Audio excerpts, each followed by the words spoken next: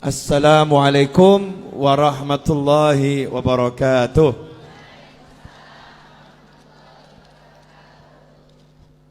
Mas Roni dan teman-teman harap lampu lantai 2 dinyalakan semua. Ya, lampu lantai 2 harap dinyalakan semua. Ibu-ibu, jamaah Jamuri dan majelis-majelis sholawat yang tidak bisa saya sebutkan satu persatu, selamat datang di Majelis Ar-Raudhah. Terima kasih sudah mau menjadikan tanggal 12-nya jatuh di sini. Jadi saya nggak pakai repot, nggak pakai capek, nggak pakai susah, ketiban daru. Ya, dapat rezeki yang luar biasa. Alhamdulillah, jazakumullah khairan. Sore hari ini saya cuma mau cerita satu cerita. Tapi kisah ini akan menyelesaikan masalahnya orang-orang yang punya hutang. Ini langsung pada seger semua nih.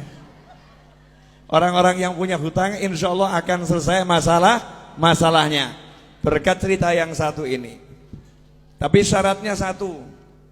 Syaratnya jangan matikan nabimu, jangan wafatkan nabimu, jangan hilangkan nabimu Muhammad sallallahu alaihi wasallam. Nabi hanya pindah dari alam dunia, pindah ke alam barzah, pindah ke sana. Bahkan tubuhnya Nabi tidak mati, tubuhnya tidak mati. Nama kematian buat Nabi hanya keluarnya roh dari jasad. Tapi jasadnya enggak meninggal, jasad Nabi tidak mati. Baru jasadnya syuhada saja masih hidup.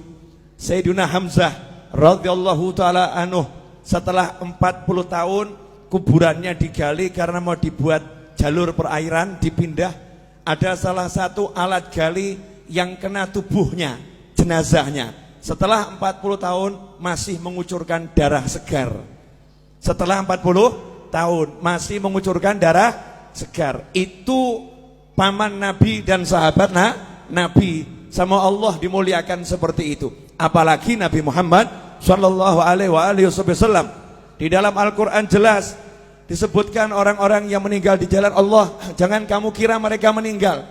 Justru Allah juga ngomong gak boleh mengira beliau-beliau meninggal. Bahkan yang ngasih nama hidup itu bukan saya. Yang ngasih nama hidup itu bukan ulama.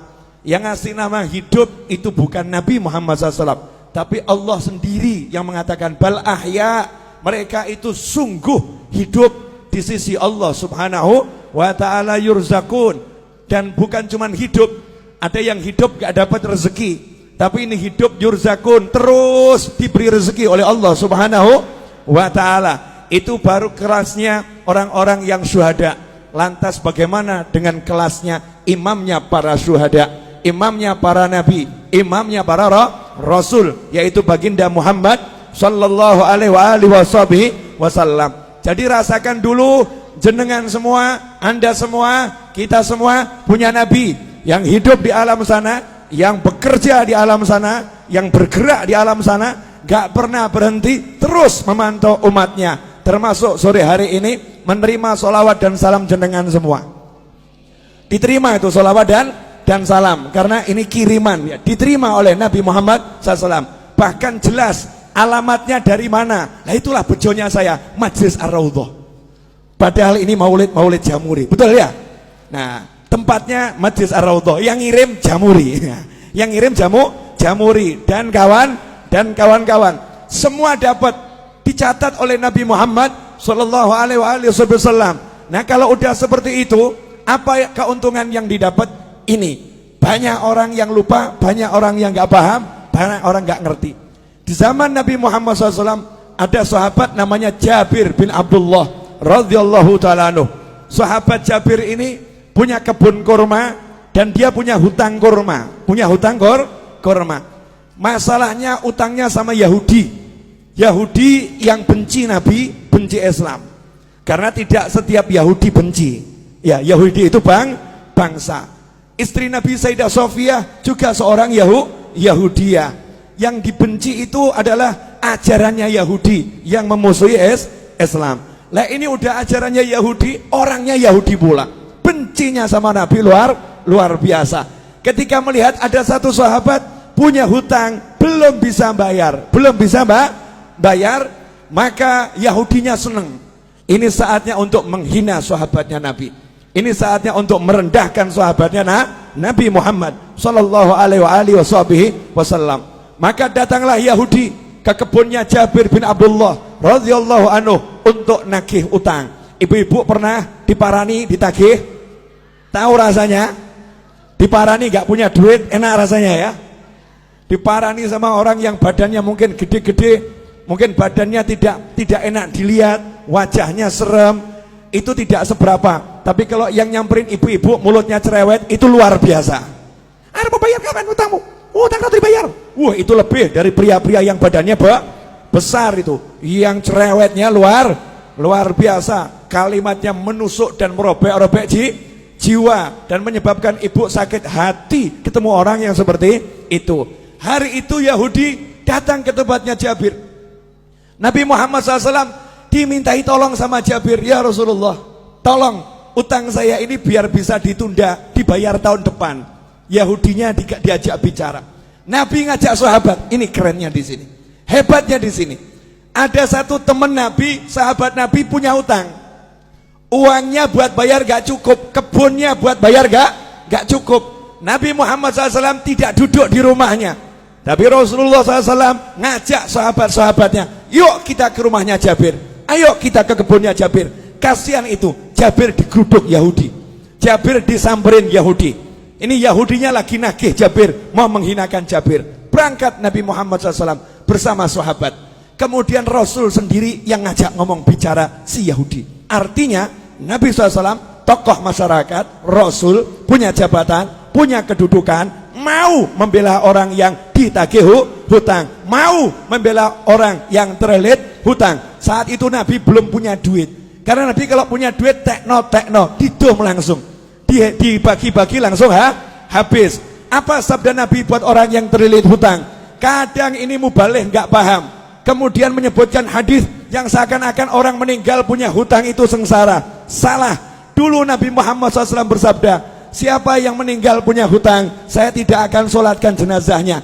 Maksudnya bukan karena benci. Nabi tidak mau nyolatkan jenazahnya dulu, minta sahabat yang punya duit, beres no ini, bayari hutangnya, sehingga masuk kubur udah selesai, gak ada hutang piutang. Kalau kita alhamdulillah sudah niru, kalau ada hutang piutang jadi tanggungan saya, tanggungan kami atau keluarga. Jadi Nabi nggak mau SAW ada umatnya yang meninggal dalam keadaan masih punya hutang. Makanya Nabi ngomong sama sahabat, tidak sama mulai sholat dulu sebelum hutangnya dilunaskan. Tapi begitu Nabi punya hutang, apa sabda Nabi Muhammad SAW? Siapa yang meninggal punya hutang, Nabi punya uang ya, siapa yang meninggal punya hutang, saya yang bayar hutangnya, saya yang lunaskan uangnya. Kalau dia nggak punya hutang, biar uangnya milik ahli warisnya. Kalau punya hutang, aku yang bereskan. Mana konglomerat sekarang yang berani ngomong begitu? Mana saudara yang berani ngomong begitu? Mana umat Islam yang berani ngomong begitu untuk orang yang tinggal di satu kampungnya? Yang di kampung ini yang punya hutang, kalau meninggal aku yang melunaskan. Mana yang seperti itu? Nabi Muhammad SAW bangkit membela sahabatnya, diajak ke rumah Jabir. Sampai di situ Nabi ngomong langsung sama yang namanya Yahudi. Yahudi, gini aja, kalau boleh pembayarannya ditunda, diundur, kasih perpanjangan waktu. Yahudinya ngomong, ya Abul Qasim, wahai Abul Qasim, julukan Nabi Muhammad SAW, wahai Abul Qasim, tidak bisa, hari ini juga harus dibayar. Bu, kalau jenengan ditagih utang 5 miliar, hari ini harus dibayar. Ngeluh atau enggak ngeluh? Ngeluh ya. Punya uang cuman 100 ribu, tagihannya 5 miliar. Pusing atau enggak pusing? Pusing. Lah ini Nabi Muhammad SAW datang, kasusnya begitu. Kebun kurma ini buahnya cuman sedikit, hutangnya bertonton. Jadi enggak mungkin bisa dibayar. Maka Nabi mengatakan kepada Yahudinya, tunggu sebentar. Kemudian Jabir bawa kurma sedikit. Disuguhkan Nabi Muhammad SAW. Itulah adabnya sahabat. Kedatangan Nabi sepunyanya apa ya disuguhkan. Nih ya Rasulullah, kurma muda disuguhkan. Setelah itu Nabi Muhammad SAW ngelilingi kebun kurmanya Jabir. Kebun kurmanya dikelilingi, dilihat, muter. Dilihat muter, ya memang gak cukup. Jumlahnya buah kurma itu gak mungkin cukup untuk bayar.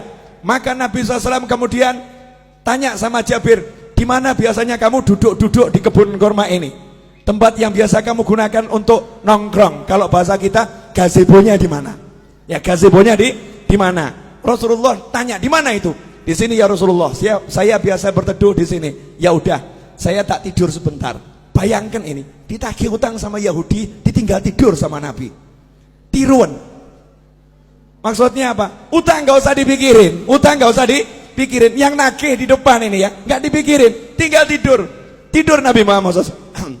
Ini nanti bisa dicek di Syarah Fathul Bari, Syarah Bukhari ya. Juga di kitab-kitab Syarah Bukhari yang lain. Tidur Nabi SAW, kemudian bangun.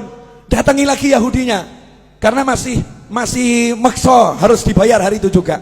Rasul berkata, gimana? Bisa enggak ditunda dulu pembayarannya? Kasih perpanjangan. Tidak bisa, harus hari ini. Ya sudah. Nabi SAW keliling lagi. Tawaf.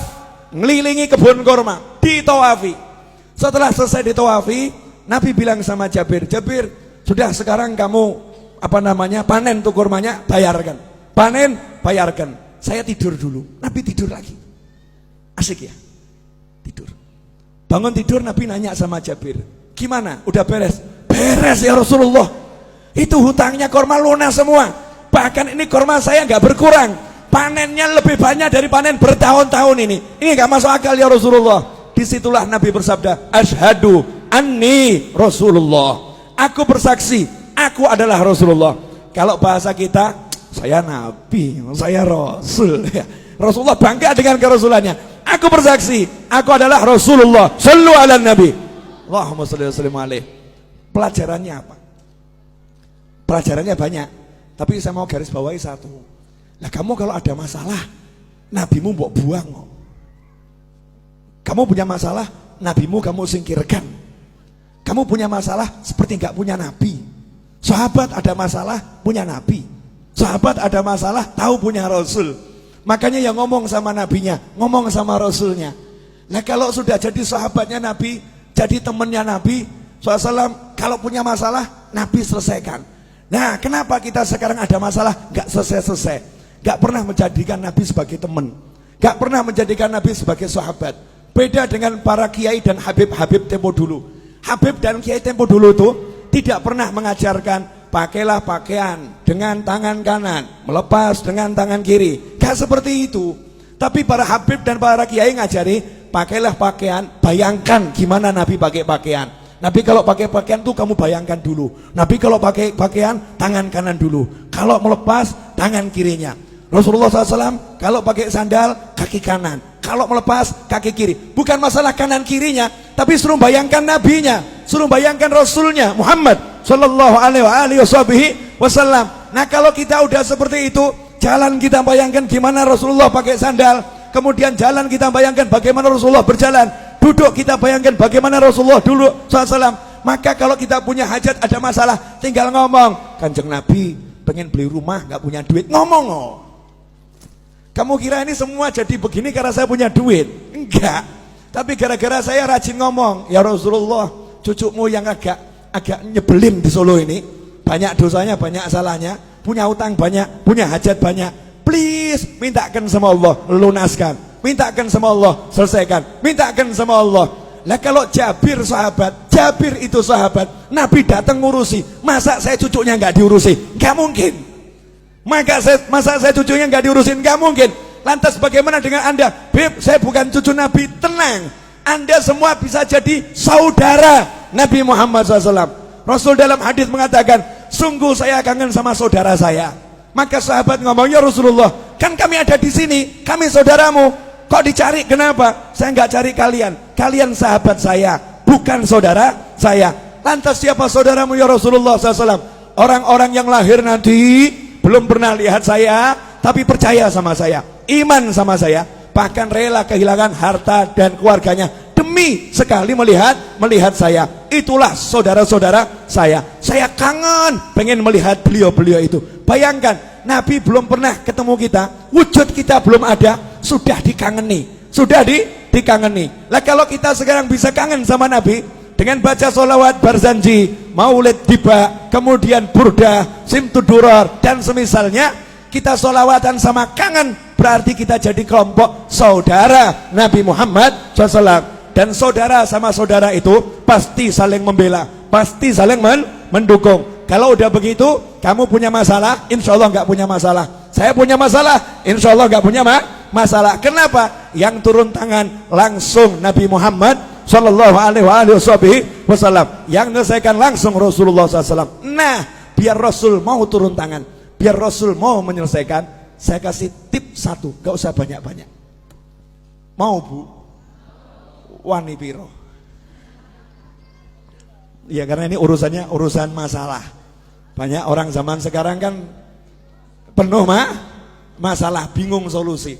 Gampang, ilmunya orang tua. Pegang tasbih, baca nariyah 4.444 kali. Pegang tasbih, baca munjiah 1.000 kali. Solawat, pegang solawat. Solawatin masalahmu. Ada orang ngomong, Beb, ini kan urusan dunia, masa solawat dipakai urusan dunia? Loh, kamu tuh masa urusan dunia mau pakai apa kalau nggak pakai takwa? Urusan dunia itu diraih dengan takwa. Kamu punya hajat pengen kabul harus doa. Doa gak pakai solawat gak diterima sama Allah. Sehebat apapun orangnya doa gak pakai solawat gak diterima sama Allah Subhanahu wa ta'ala. Sehebat apapun orangnya solat gak pakai solawat gak diterima solatnya oleh Allah Subhanahu wa ta'ala. Sehebat apapun orang khutbah Jumat gak pakai solawat gak diterima oleh Allah Subhanahu wa ta'ala. Kalau hidupmu gak ada solawat gak diterima oleh Allah Subhanahu wa ta'ala. Dan kalau kamu hanya ingat Allah, gak mau ingat Nabi Muhammad SAW, Islammu ditolak oleh Allah Subhanahu wa ta'ala. Sebelum minta apapun, suruh mengedepankan Allah Rasulullah, Allah Rasulullah. Dalam sholawat sudah ada semuanya. Allahumma sholli, Allahumma sholli. Sholawat itu nyebut Allah, nyebut Nabi Muhammad SAW.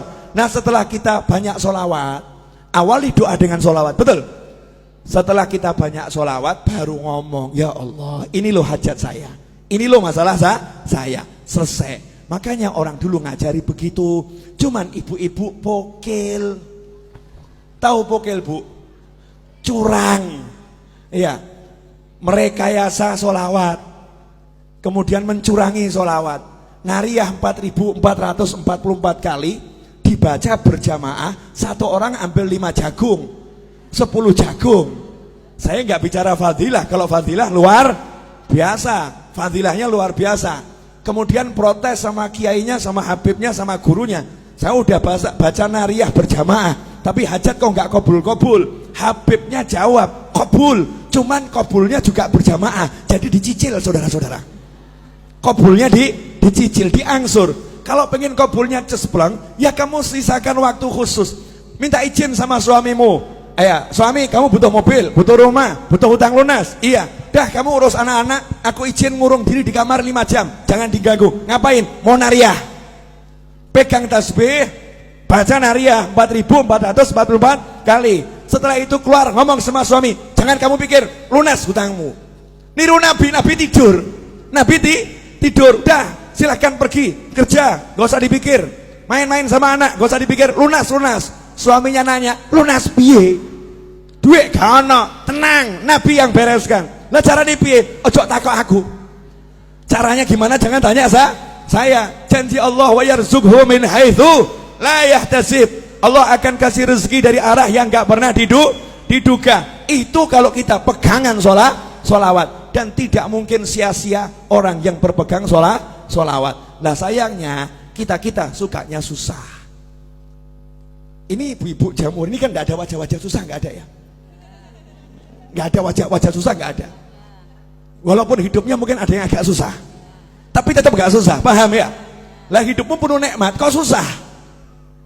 Hidupmu penuh nikmat kok susah? Karena ini 30 hari sholawatan terus. Jadi ya suami ditinggal loh ini. suami, bojo, bye-bye. Pak, sholawat dulu ya Pak ya. 30 hari suaminya ditinggal.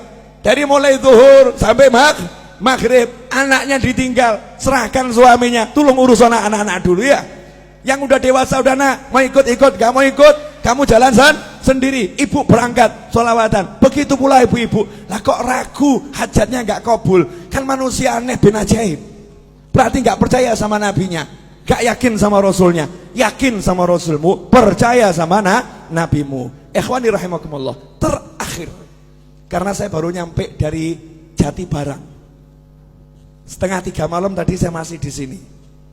Tadi jam 8 saya ceramah di Jatibarang. Ya, dari Jatibarang saya balik ke sini. Nanti maghrib saya ke Jogja insyaallah. Kemudian besok jam 6 pagi saya harus terbang ke Jakarta. Acara jam 9 sampai asar. Padahal asar saya pergi ke Bandung. Jalan-jalan terus, asyik. Enak tak? Wajah saya wajah lelah atau bahagia? Makanya, berarti enak atau enggak enak? Enak, jalan-jalan toh, terus asyik, keliling terus ya, keliling terus. Ketemu orang mumet, saudara-saudara. Orang mumet yang bisa bahagia. Terakhir. Ini ibu-ibu, ini perlu dijelaskan. Saya masih ingat kata-kata Habib Anis. Ibu-ibu itu yang wirid-wiridnya jauh lebih banyak dari bapak-bapak. Bahkan mungkin ibu-ibu itu punya buku doa terbanyak dibandingkan bapak-bapak. Yang paling hafal doa-doa itu ibu-ibu. Doa pelunas hutang 1, doa pelunas hutang 2, doa pelunas hutang 3 gitu ya. Itu ibu-ibu. Saking mumetnya, wiridnya luar biasa, itu ibu-ibu. Nah gini Bu, yang di atas juga, pemirsa di rumah juga, sering ada orang yang ngomong begini, saya semakin rajin sholawat, kok rezeki semakin seret. Sejak ikut Jamuri kok bisnis saya berantakan. Sejak ikut Majelis Ar-Raudhah kok warung saya sepi. Warung saya sepi. Dulu waktu saya nggak pernah sholat, warung saya laris. Waktu saya mabuk-mabukan, rezeki saya lancar. Saya mendekat sama Allah, kok dunia menjauhi saya. Nah ini yang ngomong begini gagal paham. Gagal paham. Boleh saya membuat ibu-ibu lebih tercerahkan? Boleh? Bu, pilih duit atau sehat? Pilih anak atau duit? Gini, ulangi. Pilih duit atau sehat? Pilih punya anak atau enggak punya anak? Pilih punya duit tapi enggak punya anak, atau enggak punya duit tapi punya anak? Mestinya ya. Punya duit, punya anak. Kenapa saya nanya seperti ini? Maksud saya begini loh. Yang namanya duit itu kecil. Tahu kata Allah Ta'ala, dunia dan segala isinya la ta'dilu janaha ba'udah. Dunia dan segala isinya tidak sepadan dengan sebelah sayap nyamuk. Sebelah sayap nyamuk sama dunia, maqablal akhirah, semuanya itu. Planet-planet, kemudian galaksi, antariksa, dan segala isinya, kalau ditimbang dibandingkan sebelah sayap nyamuk, kata Allah Ta'ala, masih berat sayapnya nyamuk dalam pandangan Allah. Artinya gak ada artinya sama sekali. Jadi kalau kamu punya duit seberapapun, itu rezeki yang remeh-temeh, rezeki yang hina, rezeki yang kecil, rezeki yang jelek. Karena jeleknya yang kafir dikasih, yang maksiat dikasih. Barang elek, silakan ambil, barang jelek, ambil, boleh saya minta? Oh boleh, barang elek, jelek, ambil, karena jelek. Barang bagus saya minta, nanti dulu, syarat dan ketentuan berlaku. Syarat dan ketentuan berlaku. Nah yang barang bagus apa? Bisa sholat, bisa zikir, bisa sholawat, bisa bekti sama orang tua, bisa puasa, bisa baca Al-Quran, bisa menikmati maulid. Ini rezeki yang luar biasa. Makanya ketika kamu mendekat sama Allah, kemudian kok duniamu kecil, kecil, itu tanda-tanda bahwasanya kamu dikasih rezeki yang sangat besar. Masalahnya duitmu seret, itu aja. Cuman duit yang seret, tapi kan mata sehat, telinga sehat, kaki sehat, semuanya sehat, bisa menikmati majelis, bisa bahagia. Ada orang yang duitnya banyak, habis buat berobat, Ada orang yang duitnya banyak, habis untuk memuaskan nafsunya nggak puas, cari bahagia nggak bahagia. Lan jenengan modal masuk Jamuri, duduk silo, selonjor senden, bahagia. Kok murah men ya? Gampang men nih, bahagianya mudahnya luar biasa. Nikmat dari Allah Subhanahu wa taala. Kuncinya di situ. Buang dulu dunia dari hati, kecilkan. Gak ada manfaatnya nih. Cilik, gak ada artinya. Setelah bisa kamu buang, nanti di situ dunianya akan datang. Bahasa saya begini. Perempuan cantik itu kalau dikejar semakin gaya. Betul? Ini pengalaman pribadi ini. Ya, pria tampan kalau dikejar juga semakin gaya. Tapi kalau dicuekin pasti penasaran. Ini semua orang ngejar saya ya. Kok yang satu ini cuek-cuek saja ya? Akhirnya kebalik. Yang cantik tadi itu akan ngejar. Betul ya? Ngejar. Lah kalau kamu pengen dikejar dunia, cuekin dunianya. Cuekin dunianya. Kalau kamu cuek sama dunia, dunianya nanti akan penasaran. Kok aku nggak disentuh ya? Aku nggak dicari sama dia ya? Aku kok nggak dianggap ya? Dunianya akhirnya jor-joran. Ambil, ayo, tertarik sama aku. Ambil, tertarik sama aku. Kita tetap nyantai-nyantai saja. Cuek, nggak ngaruh. Itu kunci untuk menguasai dunia. Rahasianya di situ. Terakhir. Nah, ini saya ceramah bengak-bengok biar ngantuknya hilang kabeh. Karena ini jamnya jam ngantuk dari tadi jam 1 kan ya? Ngantuk. Terakhir ibu-ibu yang dimuliakan Allah Subhanahu wa taala. Jadi kalau ada masalah, gak usah bingung, gelar sejadah, pegang tasbih, baca sholawat. Selesai. Setelah itu ojo mbok pikir, jangan dipikir. Lanjutkan kehidupan, masak ya masak, ngobrol sama anak ya ngobrol sama anak. Dan jangan buka handphone, kemudian share sama temennya, sumpek aku sumpek. Nah ini gak selesai masalah ini. Sumpek, saya lagi banyak masalah. Semakin kamu nyebut, semakin sumpek itu. Semakin sumpek. Udah kamu duduk baca sholawat selesai, gak usah di-share. Walaupun suamimu nyebelin, gak usah diurus, sholawatin. Selesai. Tuh saya punya pengalaman. Orang curhat sama saya, Beb, ini suami saya kok ngambek terus nih, Beb. Pulang ke rumah ketemu suami wajah ngambek terus. Suntuk saya, Beb. Gimana caranya? Sholawatono. Selesai. Jadi nanti kamu ngelus-ngelusnya sama sholawatin. Allahumma sholli ala sayyidina Muhammad. Di hati saja tidak disolawatin. Besoknya laporan lagi, Beb, alhamdulillah gimana? Udah nggak ngambek lagi. Silakan dipraktekkan ibu-ibu ya. Kalau suaminya suka ngambek-ngambek, sholawatin. Ya, sholawatin. Kalau kerja di perusahaan bosnya ngambek-ngambek, sholawatin.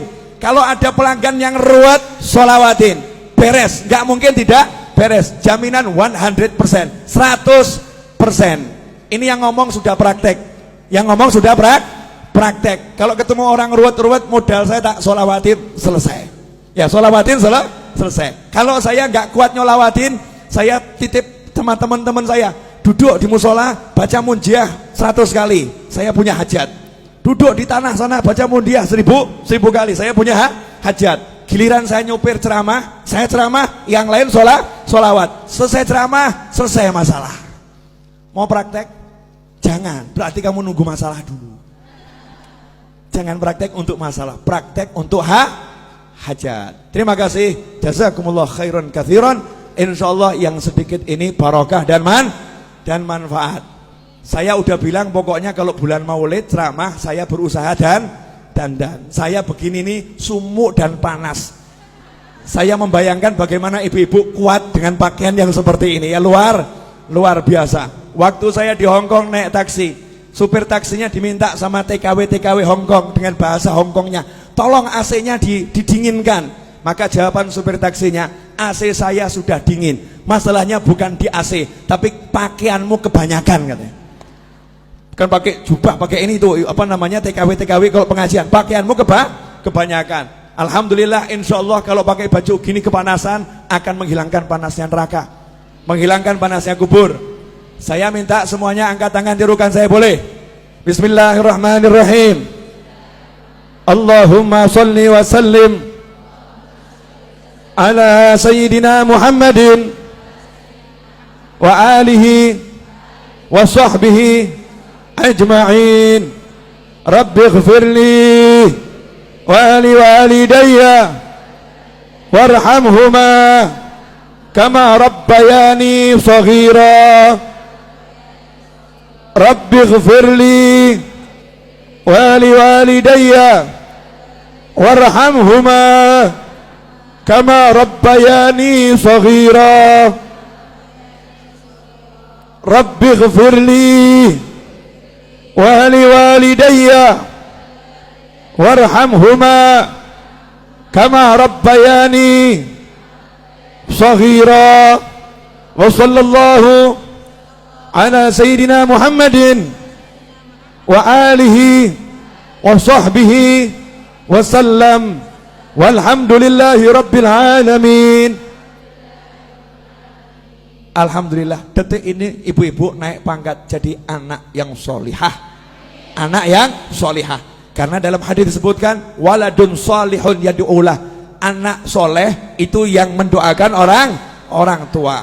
Amanat saya, sehabis sholat jangan tinggalkan doa ini. Rabbighfirli wa liwalidayya warhamhuma kama rabbayani shaghira. Dan ajarkan pada siapapun, ajarkan kepada anak kita. Janji Nabi, Allah tidak akan memutuskan rezeki dari seorang hamba yang hamba itu tidak memutuskan doa untuk orang tuanya. Maka kalau kita doakan orang tua kita terus, maka rezeki zahir dan batin tidak akan putus. Saya mengucapkan jazakumullah khairan dan mohon maaf atas segala ketidaknyamanan dan kekurangan majelis ini dalam menyambut Anda semua. Mudah-mudahan dimaafkan dan barokah, amin.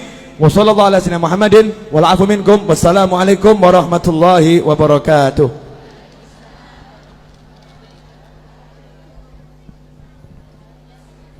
Terima kasih kami sampaikan kepada Habib Novel.